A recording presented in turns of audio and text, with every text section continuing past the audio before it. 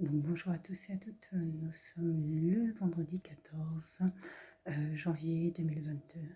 Donc vidéo, prière, louange et témoignage. Un sujet que je souhaitais absolument aborder, celui de la prison. De la prison et comment des individus peuvent injustement ou par les circonstances de la vie se retrouver dans cet enfermement physique qu'impose la société pour se protéger d'une part, lorsque c'est véritablement justifié, mais qui peut être aussi un moyen d'écarter des personnes un peu trop gênantes. La prison ou la dureté de la vie, la loi du plus fort s'impose de fait. La prison où l'injustice peut régner également et où ceux qui ont peu de moyens, ceux qui ont peu de force, ont peut-être peu de chance de s'en sortir. La prison où, de toute manière, le dehors rentre dans la prison, c'est-à-dire où les règlements de compte s'effectuent dans la prison. La prison où des individus semblent ne pas voir la réalité. Je voudrais faire écouter cette chanson. Je viens juste de l'entendre il y a quelques minutes, de Kerry James, Poète noir. Et c'est parti. Après, donc petit temps pas de témoignage, mais en tout cas, voilà, on va parler de cet enfer que peuvent vivre les individus.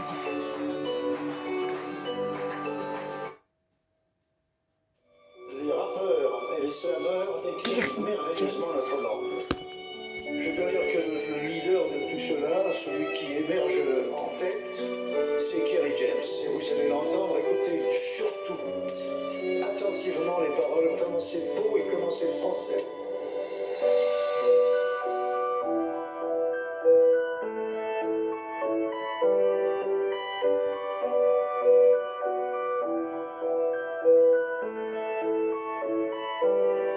Je noircis des feuilles blanches à l'encre d'ébène, à l'encre de mes peines.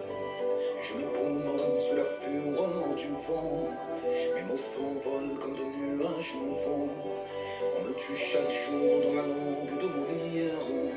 Je rends chaque coup dans la langue de Césaire. Poète noir, je chante ma solitude.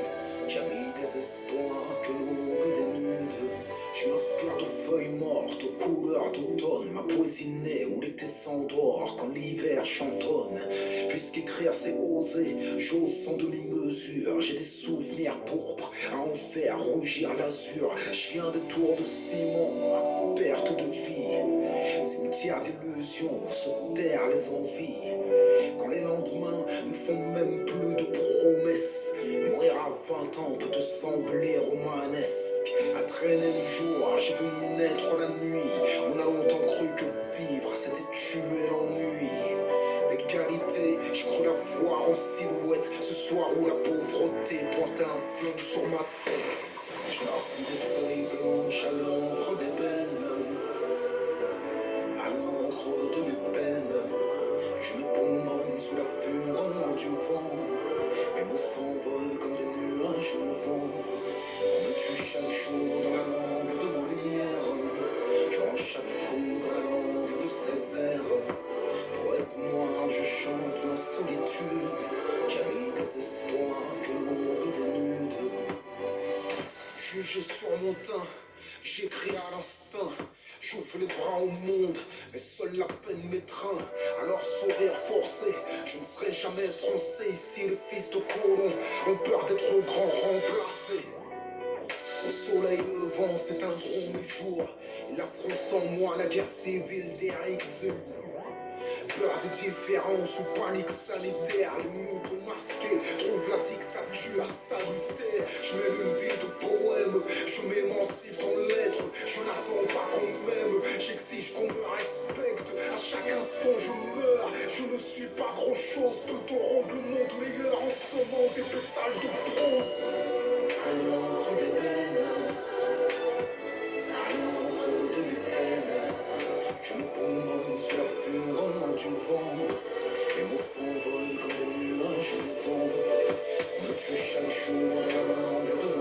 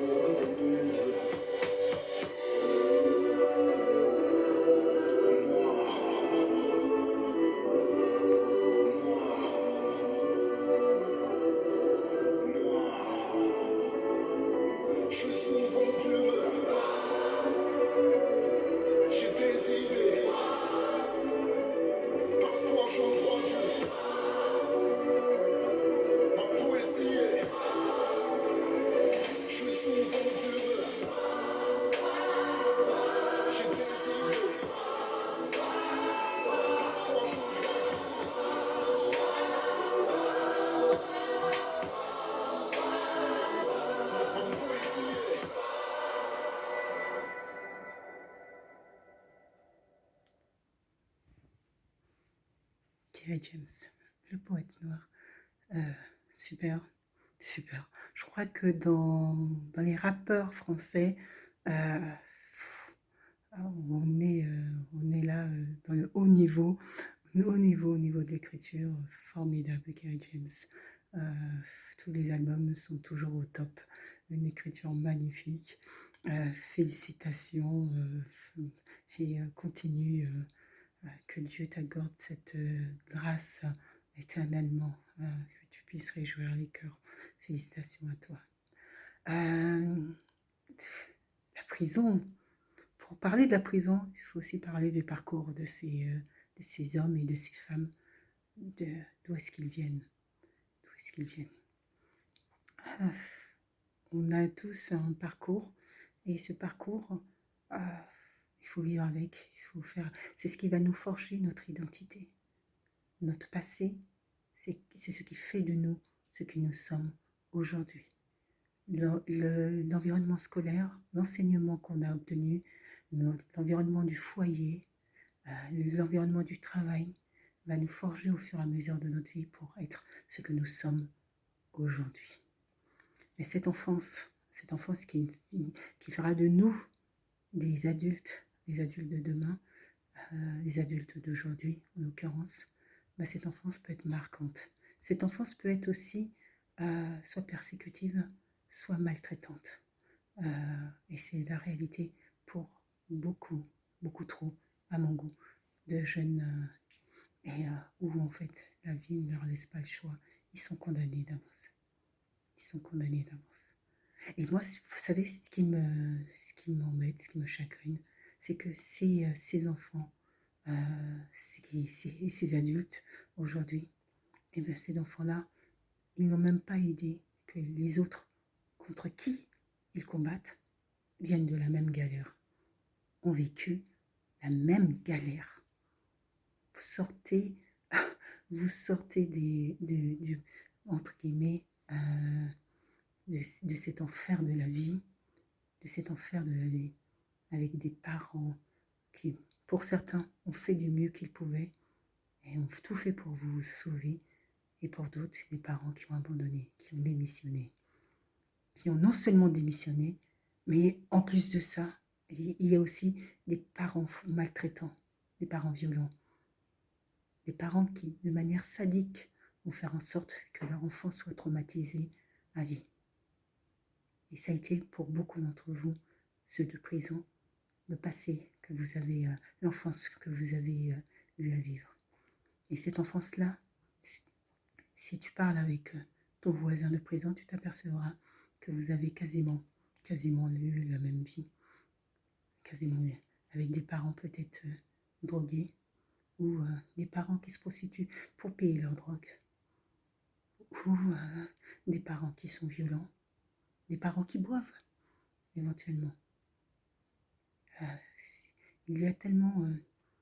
et en fait, et ce qui est terrible, et ce qui est véritablement terrible, c'est que eux-mêmes, vos parents, ont vécu un passé qui était aussi compliqué. Et ont eux-mêmes répété ce passé. Comme s'ils étaient de toute manière, ils avaient ancré dans leur conscience qu'ils étaient bons à rien. Et comme ils sont bons à rien, ils vont faire des enfants bons à rien. Et ils vont faire en sorte que leurs enfants, finalement, deviennent bons à rien. Même en essayant de les sortir de cette galère. Même en essayant de les sortir quand ils pouvaient de cette galère. Et la vie, cette vie, parfois ne laisse pas l'opportunité à des individus de s'en sortir. Et cette vie peut-être même fait en sorte de tenir des individus sous l'eau, afin qu'ils se noient.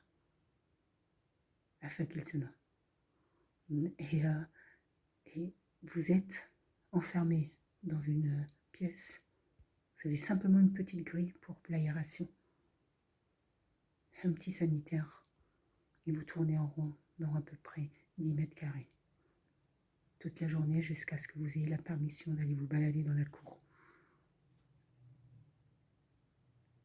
Je pense que ça n'aurait même pas été la volonté de vos parents. Mais vos parents eux-mêmes étaient imbriqués dans une situation complexe. Je vais je vais vous parler d'une anecdote. Il y a quelques minutes, j'étais en voiture, j'étais en train de rouler. Et j'arrive dans une petite ruelle. Euh, dans cette petite ruelle, avant même que j'approche, avant même que j'approche de la personne, c'était un jeune homme sur une bicyclette. C'est un jeune homme qui était sur une bicyclette. Je roulais tout doucement parce qu'en fait, j'essayais de trouver une place pour pouvoir me mettre rapidement et tout. Et, et donc, je roule. Et ce jeune homme qui était sur une bicyclette a posé un pied, avant même que j'arrive à côté de lui, a posé un pied devant lui et il a fait basculer légèrement sa bicyclette sur le côté, à droite. Et en fait, je n'étais même pas arrivée à son niveau. Et donc moi, j'ai encore plus ralenti en attendant qu'il démarre, qu'il reprenne sa bicyclette et qu'il reparte. Et non, il a attendu, et je ne sais pas ce qu'il faisait exactement, mais il a simplement attendu. Donc j'avais largement l'espace pour passer même à pleine vitesse en fait, hein, mais à 50 je veux dire. Mais j'avais de l'espace pour passer tranquillement, largement. Donc j'ai poursuivi ma route. Et vous savez, euh, ce jeune homme qui attendait là, comme ça, donnant l'impression qu'il venait d'être renversé. Il donnait l'impression qu'il venait d'être renversé. Avant même que j'arrive à son niveau, il donnait l'impression qu'il venait d'être renversé. Et ça, c'est ce que j'appelle la simulation. Et ce type de simulation, vous voyez, c'est fait pour donner l'impression que je l'ai heurté. Vous voyez. Et donc moi, j'ai poursuivi mon chemin tout tranquillement, tout en douceur. Et je n'avais pas à m'inquiéter de quoi que ce soit, puisque je savais que je ne l'avais pas heurté et qu'il se mettait là volontairement pour donner cette impression. Dieu est grand, Dieu donne la clairvoyance, il permet même de voir avant même, il donne la clairvoyance pour pouvoir analyser les événements, analyser et comprendre les stratégies. Pour beaucoup d'entre vous, vous voyez, ça, c'est ce qu'on peut rappeler une forme de piège. Pour beaucoup d'entre vous, peut-être que vous n'avez jamais vendu de drogue, vous n'avez jamais eu affaire à la police. Du jour au lendemain, on vient frapper à votre porte. Et en perquisition, on vous accuse de ceci, de cela, voire même d'un viol avec une fille avec qui éventuellement vous avez véritablement eu un rapport sexuel, mais qui ce n'était pas un viol, et vous allez être accusé d'un viol. Et on va vous embarquer après. Mais cette fille-là, qui justement va vous faire cette rencontre, mais il n'y avait pas de hasard. C'est pas par hasard que cette fille-là était à cet endroit-là, à ce moment-là. C'était le destin qui a été écrit pour toi, mais pas par Dieu. Mais pas par Dieu. Ça a été écrit entre des hommes pour faire en sorte de pouvoir que tu disparaisses. Et vous voyez, ça c'est ce qui est mis en œuvre. Et pour beaucoup d'entre vous, c'est la réalité. Peut-être même que tu n'as jamais vendu de drogue et que tu vas te retrouver accusé de vendre des drogues. C'est la réalité. C'est la réalité. Mais comment on réagit justement quand on est face à cette situation? Ou même on peut se retrouver dans une situation où tout le monde ment. Tout le monde ment. Je vais prendre l'exemple de Jésus, de la biblique. Je rappelle et je le redis, hein, Jésus c'est tout le monde. C'est moi, c'est toi, c'est tout le monde en fait. Jésus, c'est pas une personne. C'est une manière imagée de faire comprendre que tous les enfants, ceux qui se disent de Dieu, sont des Jésus. Ce qui veut dire que lorsque tu te dis de Dieu, attends-toi à ce qu'on te considère comme un Jésus. Et comment ont-ils traité Jésus? Donc, cela même, Jésus était entouré, il avait des apôtres. Un de ses apôtres l'a trahi. Et les autres, est-ce qu'ils ont fait mieux? Non. Les autres n'ont pas fait mieux. Il y en a un qui l'a ignoré, qui a même donné l'impression, mais je ne te connais pas. Qui es-tu? Qui es-tu? C'est ça la réalité. C'est ça la réalité de l'homme. et des individus. Lorsqu'il fallait être présent pour aider Jésus, eh ben, personne ne le connaissait. Voire même, ils auraient dit, mais c'est lui, attrapez-le, il est fou. Il est fou. Jésus, c'est toi. Jésus, c'est toi. Et oui, peut-être que tu ne le sais pas, mais c'est que tu n'avais pas compris. Mais oui, peut-être tu n'as jamais vendu de drogue, tu es devenu vendeur de drogue. Cette fille, vous avez eu un rapport sexuel, bah, tu es devenu un violeur. Et voilà. Et ça, ainsi de suite. T'es pas fou, mais ils vont faire croire que t'es fou. Ils vont faire croire que t'es fou. Et ainsi de suite. Tu vois? Et c'est la réalité. C'est de la réalité dans laquelle il faut pouvoir prendre conscience de cette réalité et ne pas vivre dans ce que j'appelle dans le monde de oui-oui. Dans le monde de oui-oui, auquel on apprécierait, hein. On apprécierait tous de vivre. Mais la réalité, c'est qu'à un moment donné, les anges de Dieu se sont mis à crier et à appeler à l'aide. C'est cette réalité. C'est pour cette réalité que Dieu a fait venir la consolation. Parce que les anges de Dieu demandaient à l'aide. Donc, on est dans une réalité, mais ce que vous devez comprendre, c'est que vous êtes similaires. Vous êtes similaires les uns aux autres. Vous avez le même passé. L'autre n'est pas ton ennemi. Il est similaire à toi. Il a vécu la même chose. On vous oppose. Dans les prisons, vous créez des gangs, vous répétez ce que vous avez, vous reconstituez ce que vous avez en dehors de la prison, en créant des gangs pour vous entretuer. Mais ceux-là même qui sont dehors, ils sont dehors,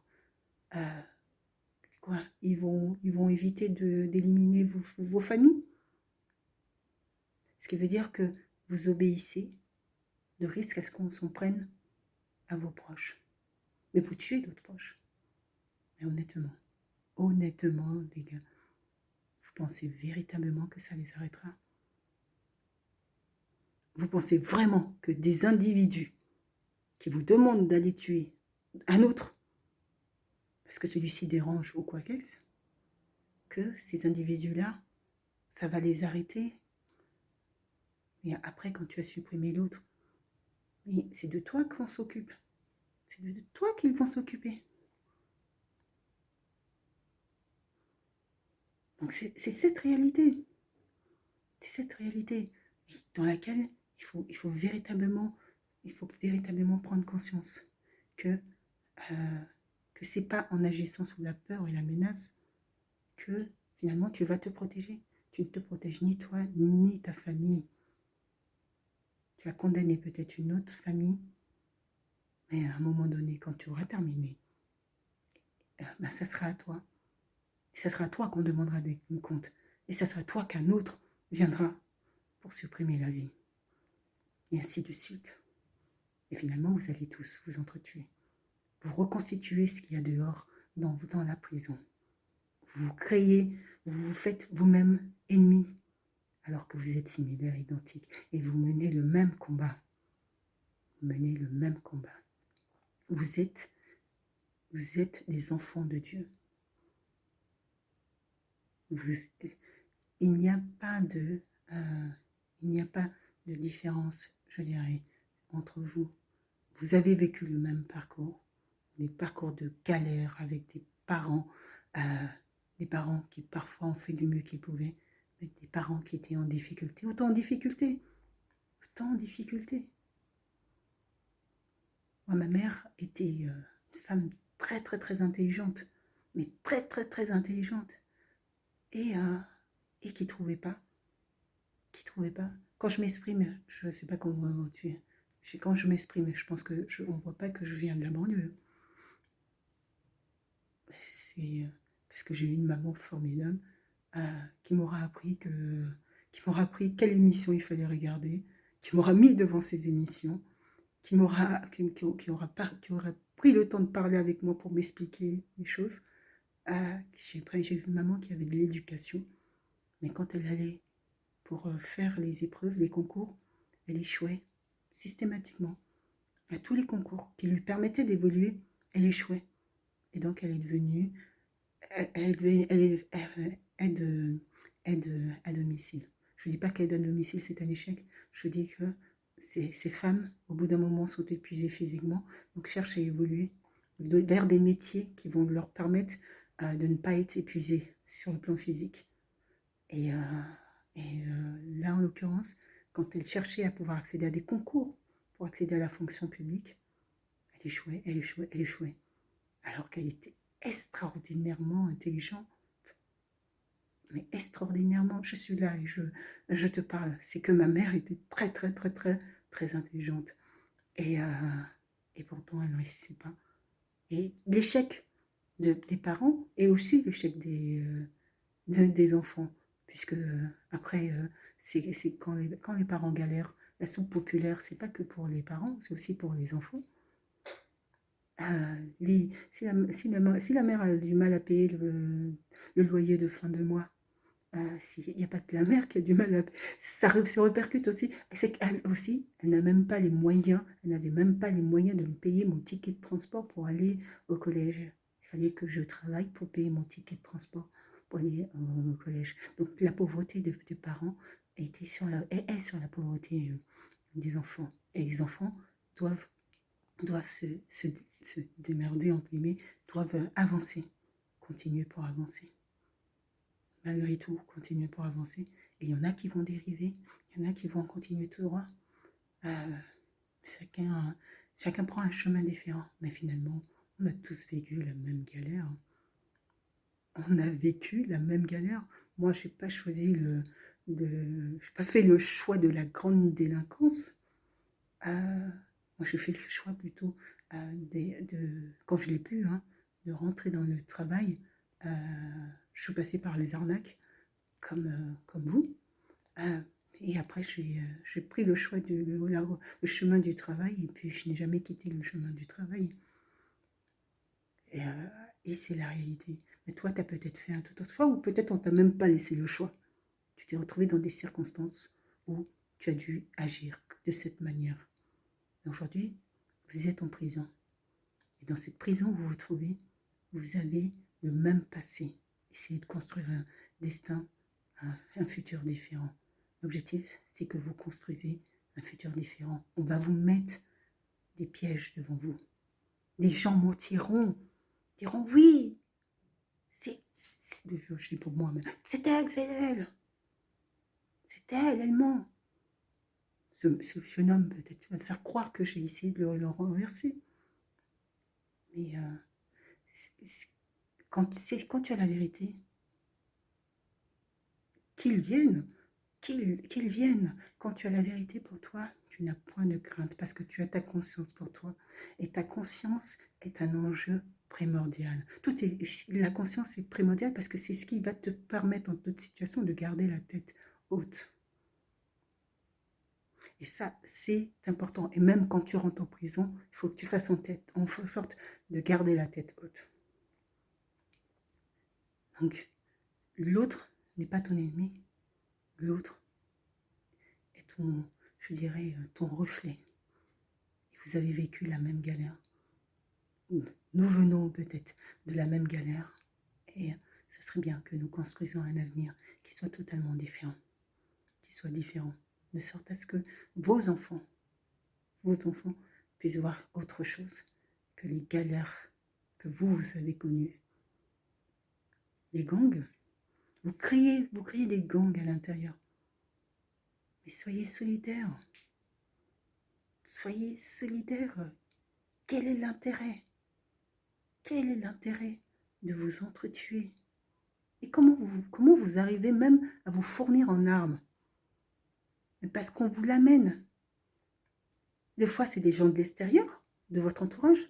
Mais bien souvent, honnêtement les gars, c'est à l'intérieur. C'est dans la prison même. C'est dans la prison même qu'on vous cache. Ce qui veut dire des personnes qui sont dans la prison, qui vous cachent les armes. Pour que vous puissiez éliminer l'autre. Ça, vous le savez très bien. Et vous savez très bien quelque part, vous-même, vous n'êtes pas en sécurité. C'est un cercle vicieux. C'est un cercle vicieux. Peut-être tu élimineras l'autre, mais à un moment donné, tu devras toi aussi leur payer ta dette. Ce que eux appellent ta dette. Parce que je vais t'apprendre une chose, tu n'as de dette pour personne.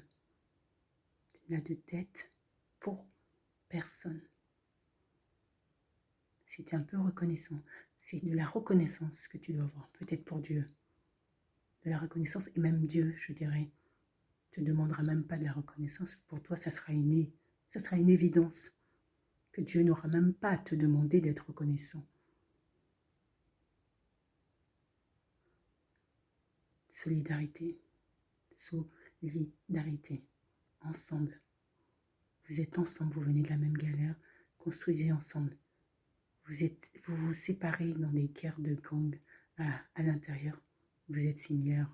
Et si on veut t'éliminer, on fera en sorte de t'éliminer. Si on veut éliminer l'autre, on fera en sorte de l'éliminer également. Mais il y a une problématique, hein. C'est une véritable problématique en effet que dans les prisons, que vous puissiez accéder à ces armes à feu. Finalement, c'est terrible, hein. C'est terrible parce que si vous n'avez pas d'armes, c'est un cercle vicieux, vous ne pouvez même pas vous protéger. Vous ne pouvez même pas vous protéger du mal qu'on peut vous faire. Et les gardiens de prison sont eux-mêmes en danger. Parce que sur tout le nombre de gardiens de prison, il y en a qui sont très très bien. Plus de la majorité sont très bien. Mais les quelques-uns qui arrivent à dissimuler les armes rendent compliquer la vie de ceux qui n'ont pas d'armes. Hein. Et c'est même ça. Ils sont peu nombreux, ils sont très peu nombreux. Mais quand vous avez un petit groupe de personnes armées, même face à un grand groupe de personnes non armées, les armes font parfois la différence. Je ne trouve pas mes mots, je dirais. Je ne trouve pas les mots parce qu'il y a quelques jours, je crois que c'est en Haïti qu'il y a eu une mutinerie et qu'une dizaine de prisonniers sont morts. Mais je pense que c'est un peu le quotidien dans les prisons. Et qu'il y a des individus qui sont des véritables innocents, des véritables innocents, ceux-là même que peut-être même la société a condamné et qui mériteraient qu'on les sorte de là. Je vous propose d'écouter toujours Kerry James.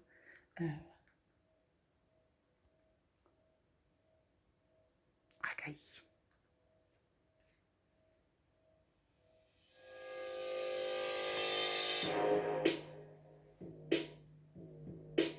Vous en avez assez, hein? Vous avez assez de cette bande de racailles. On va vous en débarrasser. On devrait vous nettoyer au Karcher. Le jour où le peuple se réveille, vous allez prendre cher. On a le sentiment qu'aller voter, c'est choisir par quel d'entre vous on peut se faire entuber.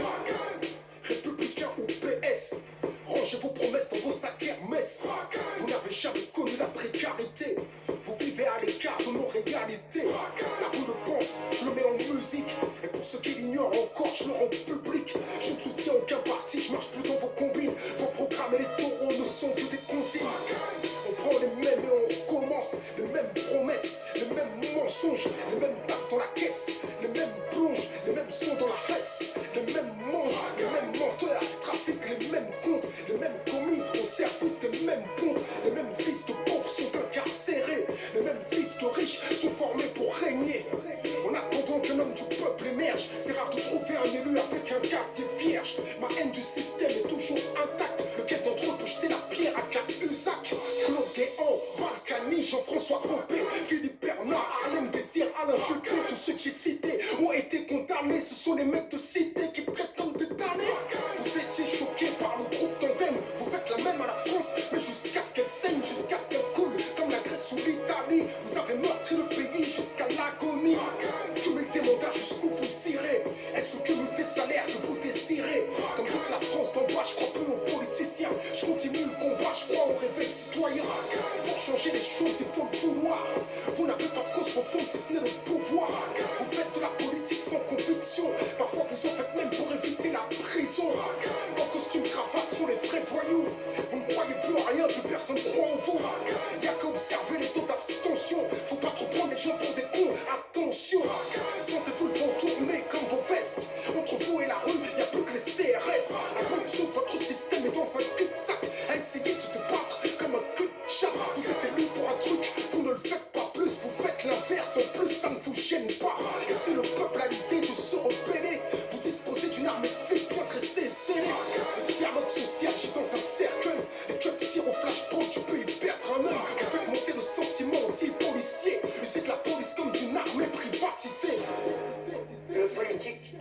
soit femme ou homme, pour moi en tous les cas, et pour l'instant, peut-être que demain j'aurai changé d'avis, il ne sert plus à rien.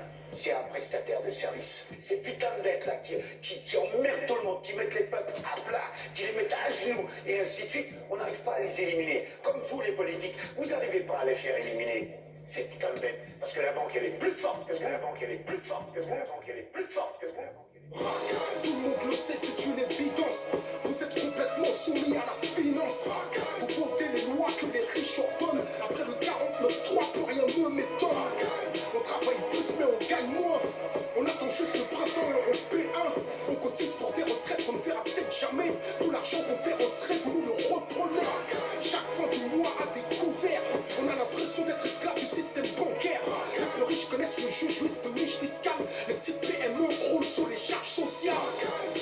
Radar, on paye, pillage, on paye, pollution, on paye. Oh, qu'est-ce que vous faites avec tout ce fric?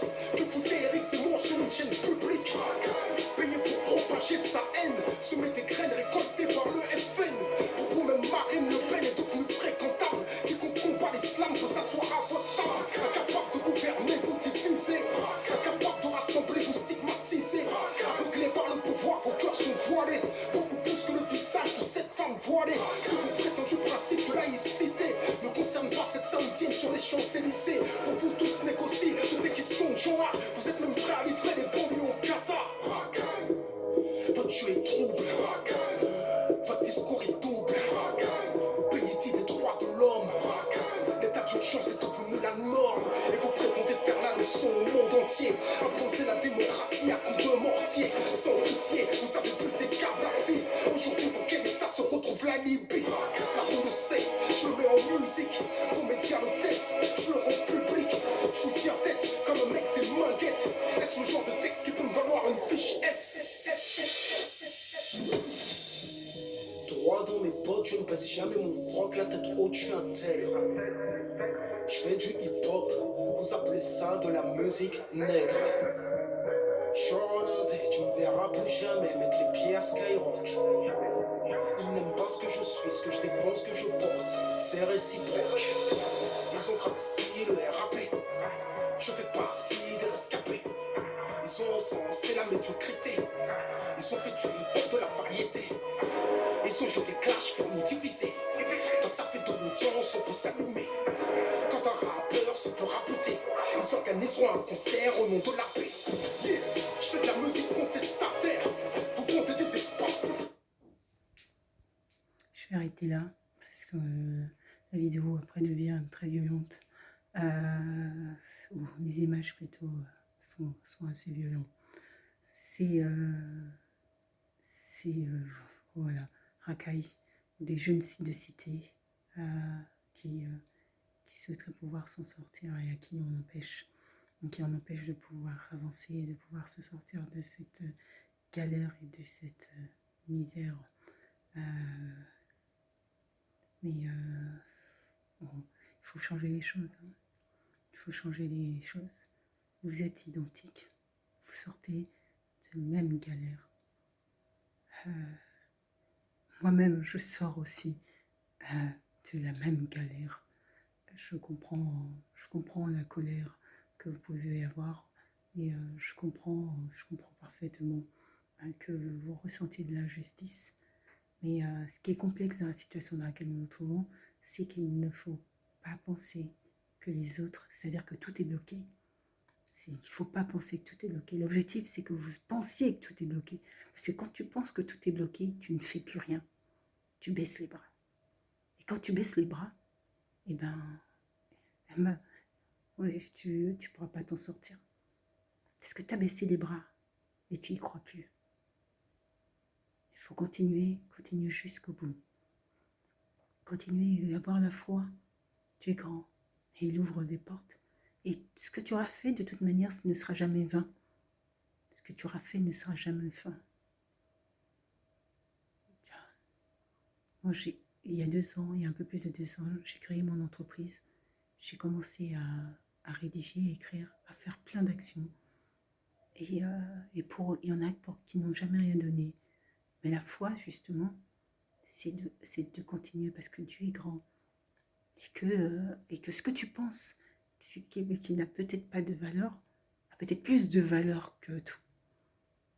Et il faut continuer, il faut s'accrocher quand on fait en sorte que tu ne puisses pas travailler. Eh bien, si tu envoies une lettre, mais que tu as un refus, et que tu n'as pas de réponse, et que au bout d'un moment, tu abandonnes, mais peut-être que tu vas arrêter au moment où tu vas tomber sur la bonne situation, la bonne affaire qui va tout résoudre. Si, il ne faut surtout pas, il faut s'accrocher. Ce que tu pars, ce qui te semble vain ne l'est pas tant que tu crois. Et les choses ne sont pas inutiles. Laisse dans la main de Dieu, laisse dans la main de Dieu. Et il fera des merveilles incroyables. Et quand tu auras conscience de toutes ces merveilles, quand tu verras ces merveilles, tu seras plus qu'émerveillé. Laisse dans la main de Dieu et continue. Continue, n'abandonne pas. Tu es grand et je voudrais un autre chemin. Je voudrais d'abord que vous preniez conscience. Vous preniez conscience que ce qui t'arrive, c'est aussi ce qui est arrivé à l'autre. Et il n'avait peut-être pas le choix. Il n'avait peut-être pas le choix. Mais aujourd'hui, maintenant, il faut devenir ce que j'appelle acteur, c'est-à-dire il faut devenir quelqu'un qui agit dans votre propre vie, celui qui décide dans votre propre vie. Et pour devenir un acteur de votre vie, il faut avancer. Et il faut prendre conscience que l'autre n'est pas votre ennemi. Les individus ne font pas en sorte, vous n'êtes pas ennemis les uns des autres. Ils ne font pas en sorte de te bloquer parce qu'ils veulent absolument te nuire. Dis-toi que si tu n'as pas une réponse pour une demande de sollicitation, continue. Continue. Lorsque tu auras une réponse, celle-ci sera incroyable. Lorsque tu auras une réponse, celle-ci sera incroyable. Continue, avance, continue. Il faut avancer parce que chaque chose que tu fais, ce n'est pas jamais vain. Et à un moment donné, tu te rendras compte que ce n'est jamais vain, que Dieu est là, Dieu voit. Et ces anges voient aussi. Et ils feront en sorte que chacune de tes actions puisse donner un fruit tellement abondant que tu seras plus que réjoui. Il faut que vous sortiez de là. Il faut sortir de là. Il faut sortir de cette prison. Il faut sortir de cette prison et il faut venir dans le monde, j'allais dire dans le monde réel, mais en fait vous êtes dans un monde réel, mais il faut venir parmi nous, je dirais. Il faut sortir de là. Pour sortir de là, il faut une bonne conduite, il faut un changement de cœur, il faut un changement de tête. Ici, on a besoin de vous, et on a besoin que vous sortez de prison. La solidarité se crée au quotidien. Et j'ai envie de dire, faites en sorte les uns et les autres dans la solidarité et pas les uns contre les autres, de pouvoir sortir de là. La réussite d'un de vous est une grâce pour l'autre. Parce que celui que tu auras été à sortir, celui-là, tu le rendras doublement. Et s'il ne le fait pas, d'autres te le rendront. Et Dieu fera en sorte que tu sois toi-même béni. Faites en sorte d'être solidaires les uns des autres et sortez de là. Plus vous serez solidaires les uns des autres, moins il y aura de mutinerie, de guerre dans les prisons. Il n'y aura aucune raison que vous ne sortiez pas. Et là, nous verrons. Là, on pourra parler des injustices, de la prison, de ceux que peut-être, au sein même de la prison, des professionnels condamnent par leurs mensonges. Parce que oui, ça existe également. C'est, comme je viens de dire, je vais parler de Jésus-Christ. au moment où ceux même là qui devaient l'entourer, devaient l'aider, ont disparu. Ils sont partis. Ils sont partis. Eh bien, soit ils sont partis, soit ils ont menti. Soit ils ont menti. Donc, tu souhaites pouvoir vivre autre chose. Vous êtes tous des petits Jésus-Christ.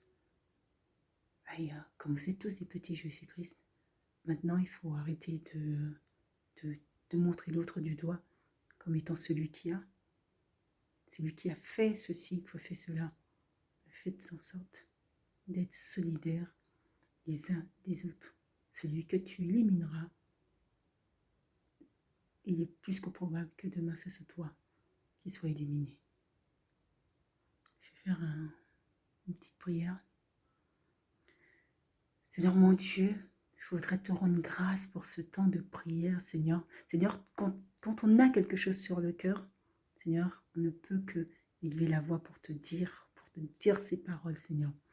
Seigneur, parce que toi, tu nous aimes. Et tu sais que la parole libère les cœurs. Hein. La parole aussi éclaire des âmes. Et elle permet aussi de changer le cœur des hommes. La parole est douce, Seigneur. Elle est douce lorsqu'elle est bien utilisée. Elle est douce lorsqu'elle permet d'apporter un changement de conscience. La parole est douce quand elle n'est pas faite de violence ou d'agressivité. La parole est douce, Seigneur, parce que tu nous as accordé cette grâce des mots, de pouvoir dire, Seigneur, ce que nous ressentons. Je te remercie, Seigneur, pour ce que tu fais au quotidien. Je voudrais prier pour cette génération d'hommes et de femmes de la prison. Je voudrais prier, Seigneur, parce que ce sont tes enfants, Seigneur.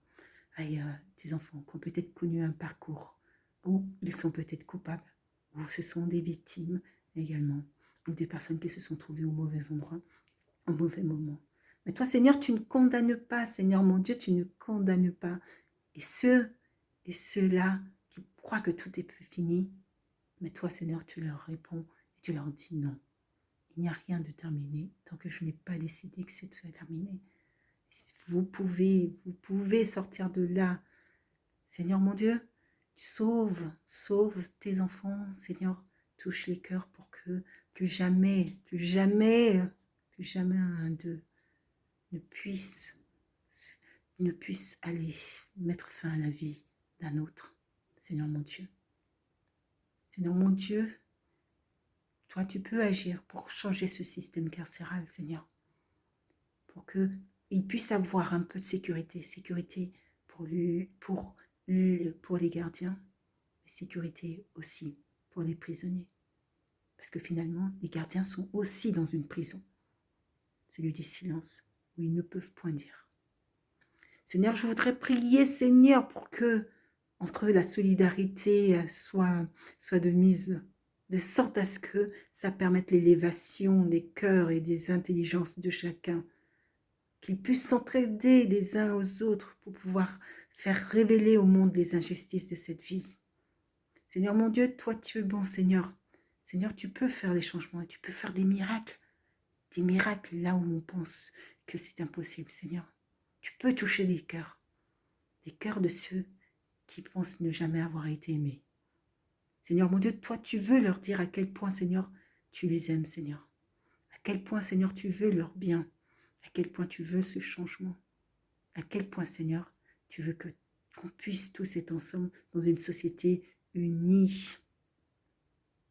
Seigneur mon Dieu, libère des cœurs. Libère non seulement des cœurs, mais ouvre les portes des prisons pour que par la réussite, ils puissent tous sortir de là, Seigneur. Fièrement, fiers d'eux et fiers du parcours qu'ils ont fait.